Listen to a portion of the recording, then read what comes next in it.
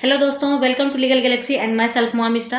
दोस्तों, जैसा आप सबको पता है कि बहुत जल्द वैकेंसी आ रही है यूपीएपीओ की, तो उसकी तैयारी हमको अभी से स्टार्ट कर देनी चाहिए। और अपनी इस तैयारी को एक अलग लेवल पर लेकर जाने के लिए हम अपने साथ एक नया इनिशिएटिव लेकर के आ रहे हैं, जो आप लोगों के साथ स्पेशली डिस्कस करना है। इसमें देखिए, जो पोर्शंस हमारा जीके का है, उसमें हमारे साथ हमारी टीम के और मेंबर जुड़ने वाले हैं और बहुत सारे लोग आप लोगों के साथ लाइव भी जुड़ेंगे और फिलहाल उनकी वीडियोज भी टाइम टू टाइम यूट्यूब पे अपलोड होती रहेगी।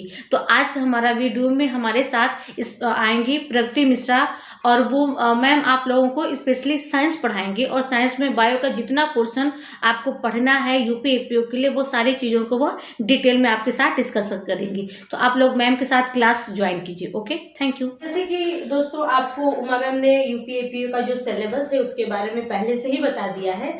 तो आज हम बात करेंगे जो जनरल साइंस का सबसे मोस्ट और बहुत ही महत्वपूर्ण जो टॉपिक है, पाचन तंत्र, उसके बारे में। तो पाचन तंत्र देखिए दोस्तों, वो दो प्रकार का होता है। पहला होता है आहार नाल और दूसरा होता है जो मुख्य सहायक अंग होते हैं। तो सबसे पहले जो पाचन तंत्र में ये जो आहार नाल है, इसी के बारे में आज हम डिटेल में थोड़ी सी डिस्कशन करेंगे अपनी पहली क्लास में। तो देखिए, सबसे पहले होता है हमारा आहार नाल। अब इसमें देखिए, आहार नाल जो होता है, इसको हम इंग्लिश में एलिमेंट्री कैनाल कहते हैं। देखिए ये आपका, अब देखिए एक चीज आपको मैं स्टार्टिंग में ही बता देना चाहूंगी कि बायो हो, फिजिक्स हो या केमिस्ट्री, जो भी चीजों को आप पढ़िए उनका आप दोनों वर्जन जानिए, हिंदी और इंग्लिश दोनों, क्योंकि दोनों ही बहुत ही इंपॉर्टेंट है। तो देखिए, सबसे पहले हम बात करेंगे आहार नाल के बारे में। तो आहार नाल को हम एलिमेंट्री कैनाल कहते हैं। और ये जो आहार नाल होता है, मुख्यतः 6 अंगों से मिलकर बना होता है, जिसमें पहला है आपका मुख, जिसे कि इंग्लिश में माउथ कहते हैं। दूसरा है ग्रसनी, जिसे हम फेरियंस कहते हैं। और तीसरा है ग्रासनली, जिसे हम ओइसोफेगस कहते हैं। नेक्स्ट है अमाशय, जिसे हम स्टमक कहते हैं। नेक्स्ट है आपका छोटी आंत, जिसे हम स्मॉल इंटेस्टाइन कहते हैं। और नेक्स्ट है बड़ी आंत, जिसे हम लार्ज इंटेस्टाइन कहते हैं। सबसे महत्वपूर्ण चीज आपको ये बता दें कि यही बिल्कुल जो क्रम है हमारा आहार नाल का, यही हमारे शरीर में इसी तरीके से होता है। मतलब पहले मुख होता है, फिर ग्रसनी होता है, नेक्स्ट ग्रास नली, उसके बाद अमाशय, छोटी आंत और बड़ी आंत। अब सबसे पहले हम बात कर रहे हैं मुख के बारे में, जिसे कि हम इंग्लिश में माउथ कहते हैं। तो मुख में देखिए क्या होता है कि जो भी हम भोजन या भोज्य पदार्थ खाते हैं, तो वो सबसे पहले हमारे मुख में जाता है। और एक चीज जो सबसे महत्वपूर्ण है, आप हमेशा याद रखिएगा कि जो भोजन का जो पाचन होता है, वो मुख से ही स्टार्ट हो जाता है। उसके बाद अब उसमें क्या होता है, मुख में जैसे दांत है, जिह्वा है, लार ग्रंथियां हैं, इन सब चीजों की सहायता से भोजन का पाचन होता है मुख में। नेक्स्ट हम बात करें अगर ग्रसनी और ग्रासनली के बारे में, तो सबसे एक महत्वपूर्ण चीज आप इसमें याद रखिएगा कि भोजन का जो पाचन होता है, वो ग्रसनी और ग्रासनली, इन दोनों में भोजन का पाचन नहीं होता है।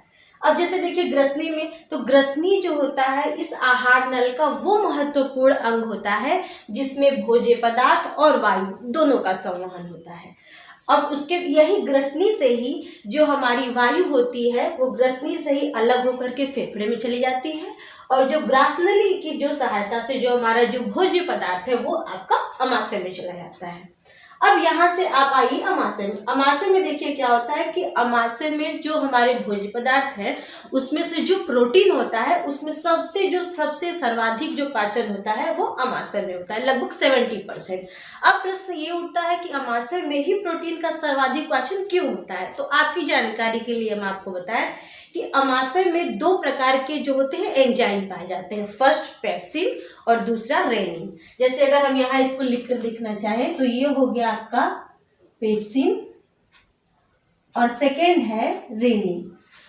पेप्सिन देखिए क्या होता है दोस्तों, जो पेप्सिन होता है वो जो जनरल जो सामान्य प्रकार के जो प्रोटीन होते हैं उनका पाचन करता है, और जो रेनिन होता है वो दूध में जो कैसिन प्रोटीन पाया जाता है उसका पाचन करता है।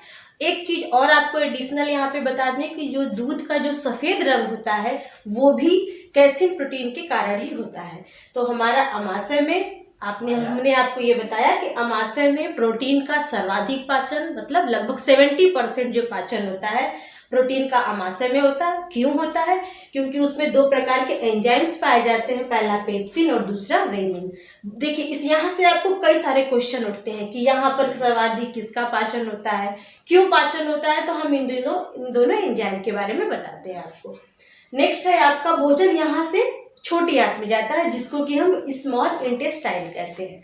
अब आइए देखिए, अगर यहाँ पर स्मॉल इंटेस्टाइन की बात करें तो देखिए नाम तो इसका छोटी आंत है, लेकिन ये आपका 22 फीट का होता है। इसमें भी आपके देखिए 3 अंग होते हैं। इस छोटी आंत के अंतर्गत 3 अंग होते हैं। पहला जो होता है वो ग्रहणी होता है, जिसे आप इंग्लिश में डेडुनम बोलते हैं। नेक्स्ट होता है मध्यांत, जिसे हम जेजुनम बोलते हैं।